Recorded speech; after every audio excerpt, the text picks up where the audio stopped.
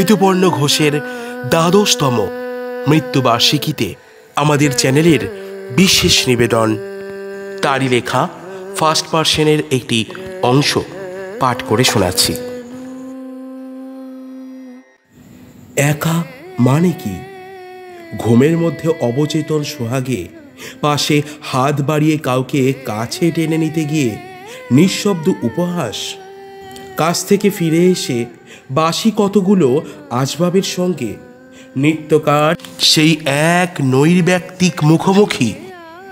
অনেক কাজের মধ্যে বাইরে কখন যে রাত ঘন হয়ে এসেছে, হঠাৎ যখন খেয়াল হলো যে এবার মধ্যরাত্রি, অথচ কেউ খেতেও ডাকেনি, তখন নিজের ওপর অজানিত রাগ আর স্মৃতির বা কল্পনার কোনো অনুপস্থিত মানুষের জন্য কোনো নিভৃত অভিমানী দীর্ঘশ্বাস, না হঠাৎ পাওয়া কোনো আনন্দ সংবাদে ফোনের নম্বরে আঙুল পৌঁছেও বিশেষ কোনো একটা নাম খুঁজে না পাওয়া এবং অগত্যা সেই আনন্দকে হয় পুরোপুরি গিলে ফেলা, বা 4-5 জন সাম্প্রতিক পরিচিতজনের মধ্যে যার নম্বর সহজে পাওয়া যায় তাকে কোনোভাবে খবরটা চালান করে দেওয়া এবং তারপর সারাক্ষণ একটা অস্বস্তির মধ্যে ভোগা যে ভাবলো না তো শোনানোর জন্য বললাম।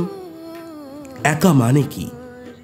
এর যে কোনো একটা বা প্রায় সবকটাই হয়তো, কিংবা কি জানে বুঝিবা আরও কোনো অনেক বিশিষ্ট, অনেক তীব্র, অনেক কাতর কতগুলো অনুভূতির নিত্য বিরচিত স্মৃতিমালা।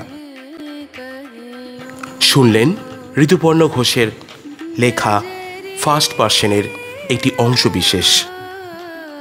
এটি নেওয়া হয়েছে সংবাদ প্রতিদিনের রোববার পত্রিকা থেকে। বিভিন্ন স্বাদের গল্প, প্রবন্ধ এবং উপন্যাস শুনতে আমাদের চ্যানেলটিকে ফলো করুন এবং সাবস্ক্রাইব করে পাশে থাকুন।